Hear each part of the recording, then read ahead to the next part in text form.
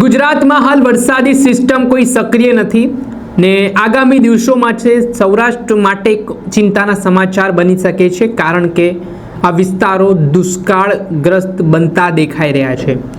અત્યારે 4 જિલ્લાઓ એવા છે કે જ્યાં 5 ઇંચથી ઓછો વરસાદ આ વખતે થયો છે ને આને લઈને હવામાન નિષ્ણાંત પરેશ ગોસ્વામીએ પણ ચિંતા વ્યક્ત કરી છે ને સાથે તેમણે ખેડૂતોના સમર્થનમાં પાક ધિરાણ માફ માટેની માંગ કરતા શું કહ્યું, વિગતે વાત કરીએ।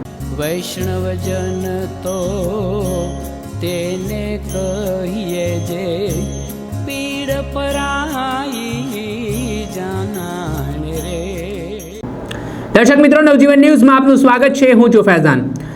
હાલમાં ઘણી બધી આગાહીઓ ચાલી રહી છે કે વરસાદી સિસ્ટમ ગુજરાતમાં સક્રિય છે અને ગુજરાતમાં સિસ્ટમો ગમરોડી નાખશે, પરંતુ આ બધી અફવાઓ પર તમે આવતા નહીં, વિશ્વાસ ન કરતા।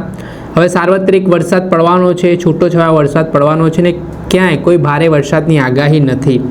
હવામાન નિષ્ણાંતોના જણાવ્યા મુજબની આ વાત છે કે છૂટોછવાયો વરસાદ રહેવાનો છે, કેમ કે આ વખતે અલ નીનો જે સિસ્ટમ છે તેણે ખૂબ નુકસાન વરસાદને પહોંચાડ્યો છે ને જે આ વખતે ગુજરાતમાં વરસાદ પડવો જોઈએ તે પ્રકારનો વરસાદ નથી જોવા મળ્યો।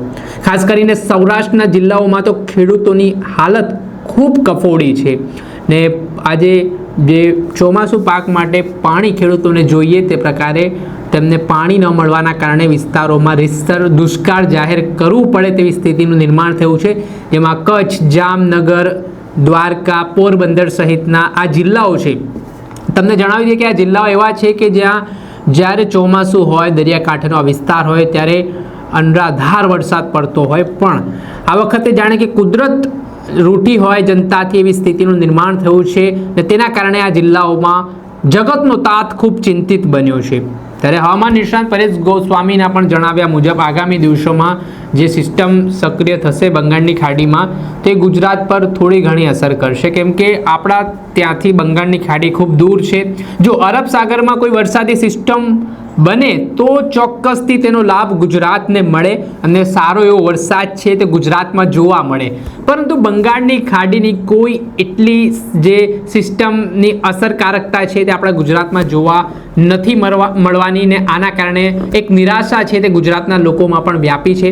ઘણા સમયથી વાદળછાયું વાતાવરણ જોઈ રહ્યા છે, પરંતુ હજી પણ આપણે સમગ્ર ગુજરાતમાં જેવો વરસાદ પડવો જોઈએ તે પ્રકારનો વરસાદ છે તે જોયો નથી ને ખાસ કરીને આ વખતે કચ્છ અને સૌરાષ્ટ્રના મોટા ભાગના જિલ્લાઓ આથી ખૂબ પ્રભાવિત થયા છે ને હવામાન નિષ્ણાંત પરેશ ગોસ્વામીએ આ મામલાને લઈને કહ્યું કે જો હજી પણ એક અઠવાડિયું વરસાદ નહીં પડે તો આખા સૌરાષ્ટ્રને દુષ્કાળગ્રસ્ત જાહેર કરવું પડે તેવી સ્થિતિ નિર્માણ પામી શકે છે ને આના સંદર્ભમાં તેમણે ખેડૂતોના સમર્થનમાં પાક ધિરાણ લોન માફ કરવાની માંગ પણ સરકાર સમક્ષ કરી છે।